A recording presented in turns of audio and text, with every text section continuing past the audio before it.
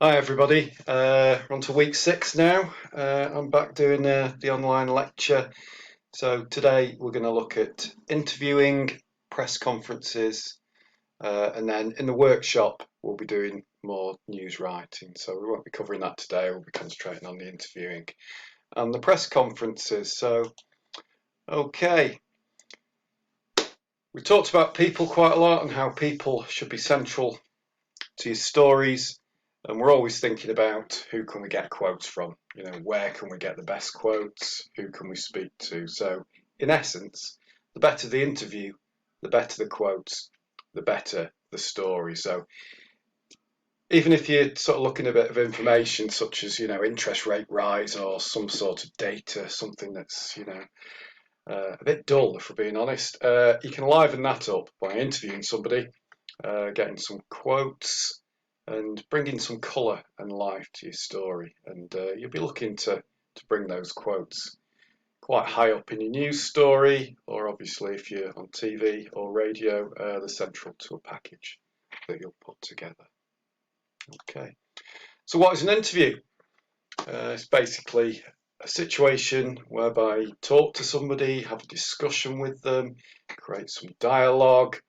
You can hold a meeting with them, and it's all about questions really, but also keeping a flow, of the conversation going. So you put questions to people, you can then probe them, canvass and ascertain the opinions of. And opinions are fantastic for stories because, as we know, we're the neutral observer. Our opinions don't matter, but if you're dealing with a certain topic, it's wonderful to bring opinions in on both sides as well, so you get balance. So you can have, opinions for something, opinions against something. Okay, so we do interviews to get information, pick up stories, and also to check our facts. We get information from people about something we might have heard of. There might have been an incident that you picked up. We can get stories from them. I've talked to you a bit about, when you're speaking to contacts, you might ring somebody every couple of weeks, the local MP or somebody like that, and just ask them, about what's going on. In my sports days, I used to ring up the secretary of a football club each and every week just for a chat, and I'd come out with 3 or 4 stories from that. And also checking facts.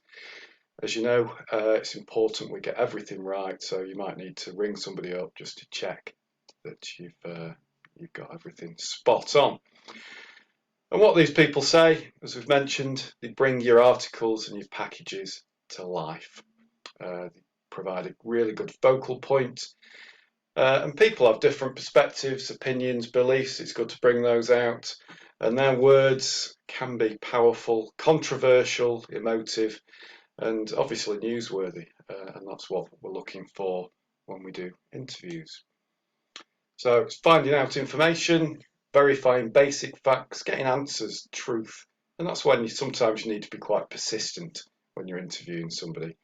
Opinions from both sides, and it's important we're fair but firm and persistent if necessary. And sometimes you need to press people, and you'll have seen examples of that when politicians are interviewed.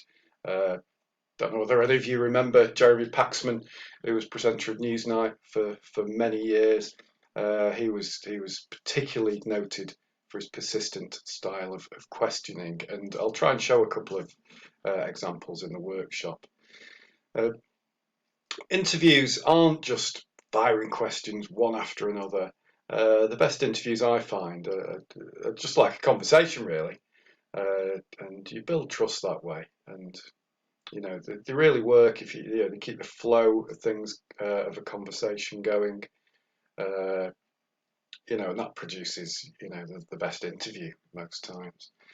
And you're always looking out for quotes as well. So if you're doing an interview, over the phone or face to face for for an online story, you've always got an eye for the good quote as well. And this is particularly useful at press conferences as well. When you're looking at those, you've always got an eye out for the best quotes, because a lot of what people say isn't the greatest, isn't the most noteworthy, but they will say things that you'll want to pick out. It's like when you do the news writing exercises, you're looking for the best quotes and to use those, and that's that's part of the skill when you're doing an interview as well. Listening, the art of listening. I've seen a lot of interviews where the interviewer does most of the talking. It's best, to do a lot of listening as well, because you want the information or the best lines from the person you're interviewing. And be nosy, be inquisitive, follow things up. If you're not sure about something, ask. And sometimes interviews take you down all sorts of different lines than you would have initially considered. So they can go anywhere. So it's about keeping an open mind as well when you're interviewing. Okay, when you're thinking of doing a story, one of the first decisions you'll have to make is, who should you interview? Who should you think about? So if you've got an idea for a story about, say, transport policy in Salford, you've noticed that the buses are a load of rubbish, they're always late, and 4 arrive at once, that sort of thing. You're having to think, who can I speak to about this? And there might be a local action group that concentrates on transport. You might want to speak to the local MP or the councillor or the council officer who's in charge of transport, or different transport users, vox pop, that sort of thing. So you're always thinking of a bit of a range of people. And what's the best place to conduct the interview? It might be from your desk over the phone, or it might be worth, if it's a bigger story, going down, meeting somebody in person. Then you think, where should I meet them? Usually a public place is best. So a coffee shop or somewhere like that. And then you're thinking, what to ask, and this is where your 5 W's and the H may help, because essentially you're trying to get that sort of information of who, where, what, why, when, how. Not all of them might apply, but they're worth considering as a base for the start of your interview, and then you can see where it can take you, really. So you're always looking, who's the subject, what happened, where did it happen, when did it happen, why did it happen, how did it happen, those sort of questions that you're all thinking about now after doing this for a few weeks. So always consider those when you're thinking about an interview. I mentioned a few types of interviews: face-to-face, sitting, standing, indoor, outdoor, and they're quite often the best ones, really, because you establish a bit more of a rapport than you would do with somebody if you're just speaking to them over the phone, or certainly by email and things like that. So, and it's it helps put names to faces and things like that, and they'll recognise you if you see them again out and about. So you're in Salford, so if you can, face to face, particularly for a more important interview, you should always try and push for that if you can. If you're just ringing up somebody for a quick 2-minute fact check, or you just after one line, then face to face might take a bit more time than it's worth. Vox pops. I think a few of you have done these. It's where you go out and you ask members of the public about something. You can get some good comments. Always make sure you get a cross section of the community. Make it as diverse as possible, and these can be pretty effective, actually.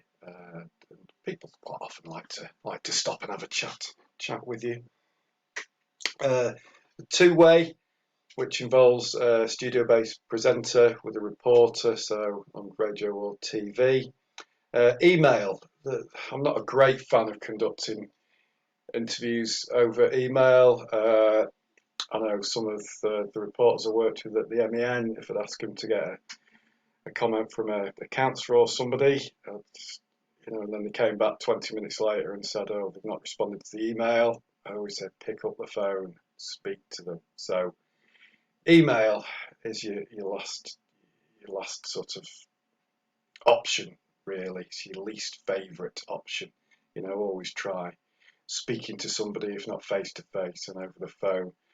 Same with social media. Actually, they're not they can work with certain people, and we did a few in the MEN, uh, and they're quite good for getting interaction. You know, if people are people can watch it. So you have social media Q&As with say football managers or council leaders and things like that. Telephone, Skype, Zoom, yeah, you'll do telephone interviews quite a lot. It can be pretty useful, especially with breaking news situations, or if you've got a busy day, or it's like I said earlier, a bit of a shorter interview that you're after. So you're looking at face to face, then telephone, and then you're looking at the other email or using direct messaging on the social media platforms.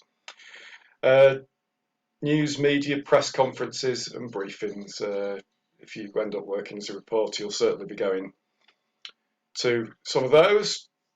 And basically, a press conference can be, say, for example, the head police officer or a police inspector who sits in front of a group of journalists, and it'll usually start where they'll make a statement about something that's gone on, then you'll have the chance to ask questions. So you'll all have seen examples of these on the news. There's been a lot of it, particularly during the pandemic, where daily press briefings and press conferences were held, and journalists were firing questions at Boris Johnson and other scientific advisors, things like that. So they're the different types of interviews. Okay, so when you're thinking about conducting an interview, make sure you do your research, do your homework, find out as much about the issue as you can, find out as much as you can about the person you're going to interview. There's nothing worse than going in cold, really, and you make mistakes and it doesn't look good.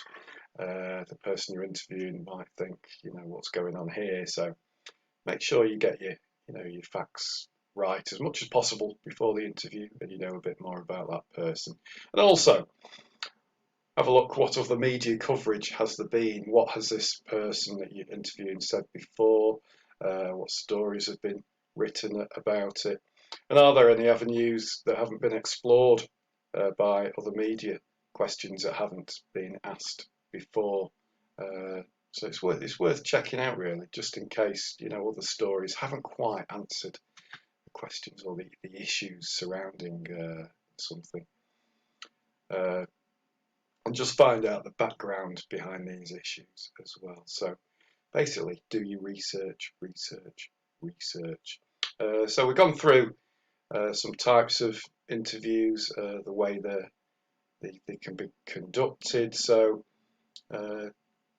something to think about. So that's the end of part one. I'll move on to part two shortly. See you in a bit.